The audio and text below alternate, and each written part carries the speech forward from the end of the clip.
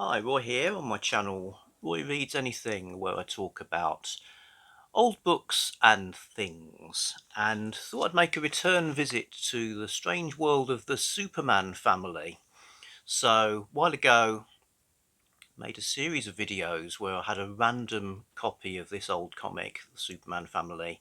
It was number 178, and read it in detail, which I thought would eliminate most subscribers to the channel, but actually gain subscribers. So clearly there's a bit of an interest in this kind of thing. So Superman Family, I find it interesting because it's such a no account comic. It's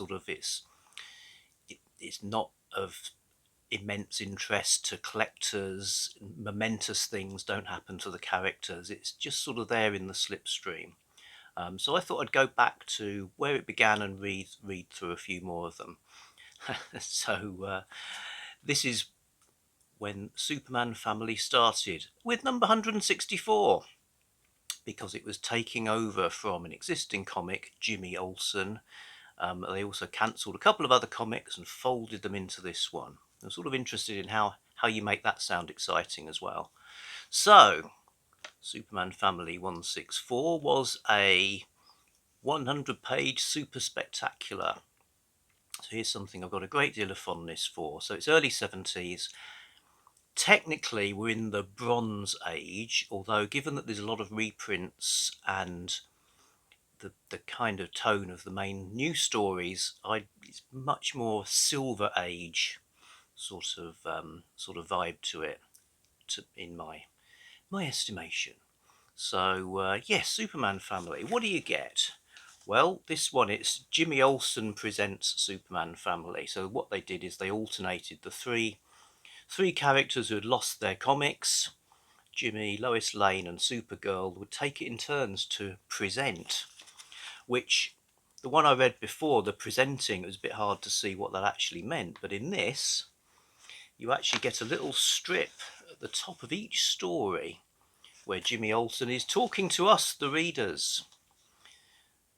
Look who's the star of this Superman Family issue. Me, Jimmy Olsen. And these headlines will give you an idea of what's been happening to me. Go ahead, read my 2 new adventures. So the presenter chores are being handled quite assiduously there. And then we do get 2 news stories. First one, Superman's pal, Jimmy Olsen. He's running towards an explosion. My father's mansion. Those young hoodlums blasted it. Dear God, he could be trapped in there or dead. Death bites with fangs of stone. So interesting, interesting start. I didn't even know he had a dad. Dad, thank heaven he's alive. So here we have Jimmy Olsen with his father. Okay. And he's being brought out of the rubble. And he's explaining what's going on, pointing to a sign that says Olsen Town. Here's part of the answer, Jimmy. I turned my estate into a refuge for disturbed youngsters in trouble with the law and boys from broken homes. Dr. Herod here is the director. So, next panel, a home for boys. But Dad, what made you do it? It's my way of making it up to you, son. When I disappeared during your childhood, you were raised as an orphan. So helping these boys is the least I can do. So there's a lot of father-son psychology going on in these 2 panels. You know, his dad wasn't around. Now he's created a massive orphanage to sort of make up for it. And he put a guy called Dr. Herod in charge of it. Sounds like that might be a bit of a wrong choice. Yeah, possibly. So names aren't everything. there's stuff about these boys. There's more danger. A flagpole nearly impales Jimmy Olsen.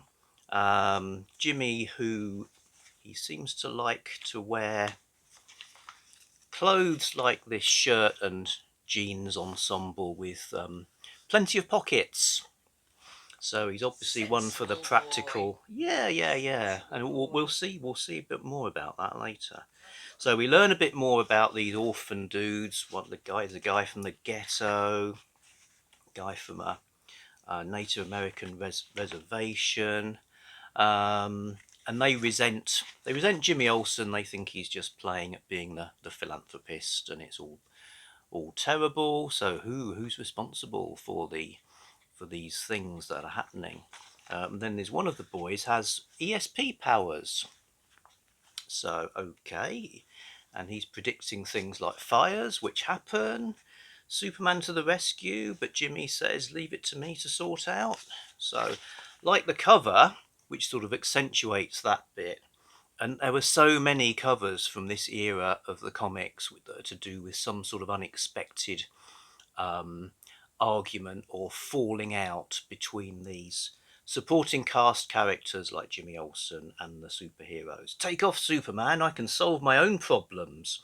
Problems that seem to involve finding treasure while the shadow of a gunman is projects is seen on the cave. So, um, okay, story progresses. There is treasure, and yes, Doctor Herod. Not surprisingly, Doctor Herod is the baddie. The ESP guy comes into his own, helping them to be found when they're locked in a cave. And Yeah, but at this point, Jimmy switches up to full safari suit mode, so the pockets, the number of pockets he has wearing increases exponentially as we progress through the story. Um, Finding all this treasure, and you won't have to tackle those problems alone, he's saying to the formerly disgruntled boys. This find will go to finance Olsen towns all over America. Wow, let's hear it for Olsen. Yeah, Jimmy, say the orphans, who have no cynicism or concerns whatsoever about the largesse that's going to come their way from all of that. So, and another thing I've learned is that in this period, Jimmy Olsen, with his many pockets, uh, went by the name Mr. Action. So this was as a journalist. Not Mr. Pocket, which would have made more sense. He's sort of, he's the journalist on the side of the little guy helping solving the problems. Okay, then you get a Supergirl story, which again we're looking at old issues of the Daily Planet. Sort of a good idea, I suppose, for introducing old reprints. Supergirl has an interesting battle with Brainiac involving kryptonite, which they always tended to do. Then we get a Superboy story. Not but it's mainly about Crypto the Superdog, who becomes a movie star. So, Superboy is in movies, but when they see what Crypto can do, the film director, who sports a nice beret, actually prefers Crypto, and Superboy is demoted to writing the scripts, which he does at super speed. I'm gently blowing with super cool breath, so the sheet doesn't burn and the typewriter melt from friction, just in case you're wondering how super speed writing would work. And Crypto becomes like a proper Hollywood star. Nobody cares about Superboy anymore. Superboy's crying. You see Crypto in a fancy restaurant called the Green Derby, being served great piles of bones. So there's a queue of waiters all carrying plates of bones to his table. Hot ziggity! Big stars like Tyrone Clover and Brenda Glamour are crazy about me, thinks Crypto the Superdog. Oh yeah, there's magazines, movie close up. What's Crypto really like? Um, Dog's Life has a special Crypto issue with articles called things like Bones I Have Eaten. So it all goes to Crypto's head. Superboy, very sad, teaches him a lesson. He tries to replace him with a robot dog. That doesn't work. So he poisons Crypto with kryptonite. So he becomes so old and decrepit they don't want him in films anymore. And then he restores him to health, and he's back. to being the dog everybody loves. So there's a moral in there somewhere. We get another new Jimmy Olsen story, Mr. Action, with sort of fighting the mafia. Um, yeah, here we are at the end as the criminals are led away. And so once again, says Lois Lane. So once again, Mr. Action got action. Tell us, Jimmy, how did you crack that case? Oh, it is, yes, interesting, vaguely interesting that the computer tape is the answer to where the clues were. So it's beginning to remember it's 1973. Computers, nobody had things like that at home. A story about Perry White, couldn't quite get into. And then the saddest story of ever, The Three Wives of Superman. So this would have been in a Lois Lane comic back in the day, 1964. Okay, so these headlines were never used in the Planet, says Jimmy, still presenting away. Thank goodness. Why am I happy? Read this imaginary tale and see what might have happened to Lois, Lana and Laurie. So we have one of those fantastic things from Silver Age DC, the imaginary story, which is always like, so the other stories are real? What does that mean? So imaginary as in not in the continuity, but it's always said it might happen. And it is incredibly traumatic. So Lois Lane, it's a leap year.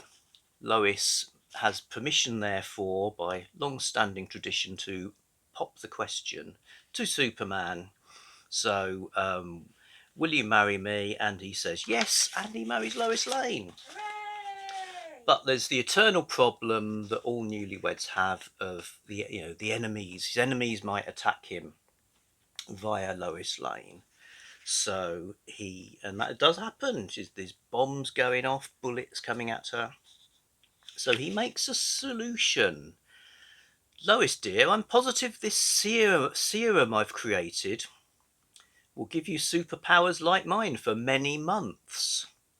Drink, which she does, and she has got superpowers, and she's doing super things. So she can fly, she can defeat enemies, all looking good. Millions of volts merely invigorate her. But she's not quite as super as him. She's trying to get extra super. She uses her now super intelligence to try and make extra superpowers for herself. And we're so in the Fortress of Solitude, there's all these cool machines: an earthquake machine, a limbo rang, a transmuter gun.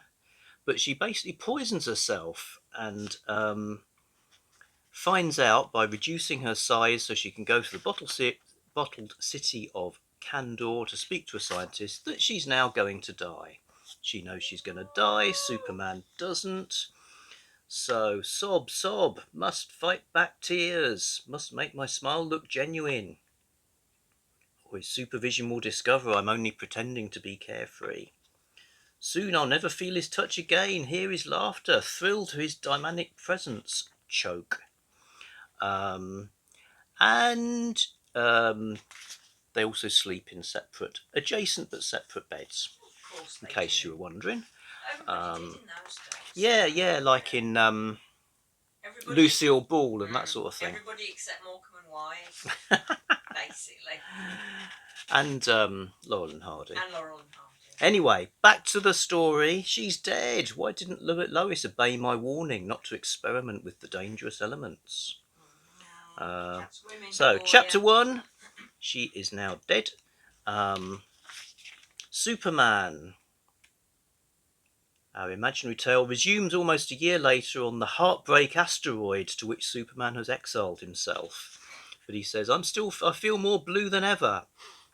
I could see that if you exiled yourself to a Heartbreak asteroid. So, comes back to Earth, finds out what really happened, resumes his career. Lex Luthor's gone straight. Lex Luthor's marrying Lana Lang. So Lana Lang, the big love rival of Lois Lane. And but she's given up on Superman. She's just about to marry Lex. Superman appears. Great Scott, suddenly I realise, stop the wedding. So he does a graduate style intervention in the wedding, the Luthor Lang wedding, proposes to Lana Lang, and the not quite sure what denomination this is, the padre immediately marries the two of them instead, which makes Lex Luthor very cross, and he's now he's now on their case, and yep, still with the twin beds. Perhaps this is the source of the problem, Superman. Um, anyway, yeah, there's some strangeness to do with a look-alike couple, doubles of Superman and Lois who live in Kandor, and all of this ends up some mistaken identity stuff makes Lana very very sad. She ends up battling Lex Luthor on her own and being destroyed by a death ray, so she's dead as well. So yeah, terrible mix up. Superman doesn't want to fall in love again, but it's only part two. Part three, the shocking fate of Mrs. Laurie's Superman. So Laurie Lamaris, mermaid from Atlantis, being the other love of Superman's life. Um, she's now she's married, but her husband gets killed by a harpoon in a whale whilst rescuing some whales, and lo and behold, Laurie marries her, and they've got a computers again, a computer to tell him, because he's like, I don't want to get married because it's too tragic. You know, the wives keep dying. She looks on the computer while two electric eels float past, but the computer's saying your marriage will be long and happy and unmarred by tragedy.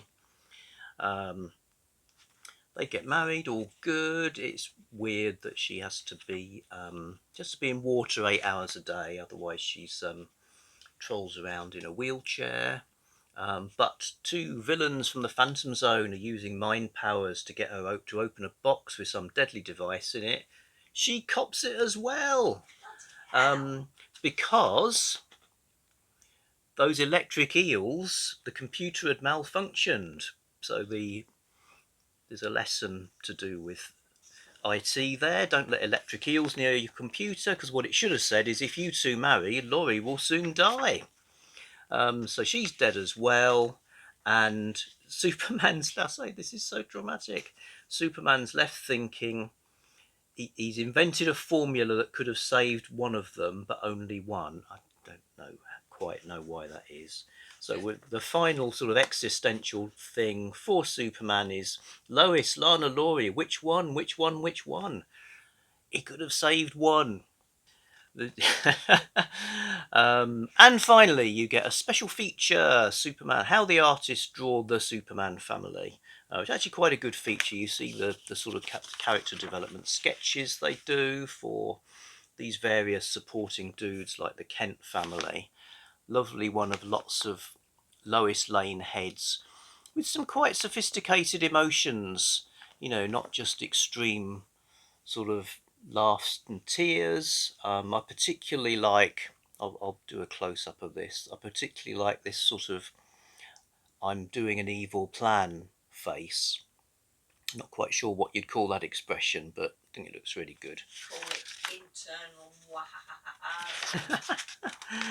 Oh, there's another one as well I liked. Oh yeah, these Jimmy Olsen ones. There's this one. I'll do a close up. A sort of striding along with your thumbs hooked in your waistcoat because you're on top of the world look that you need to depict people in sometimes. So that was Superman Family 164. Loads of fun, I thought. Yeah, back soon with something else.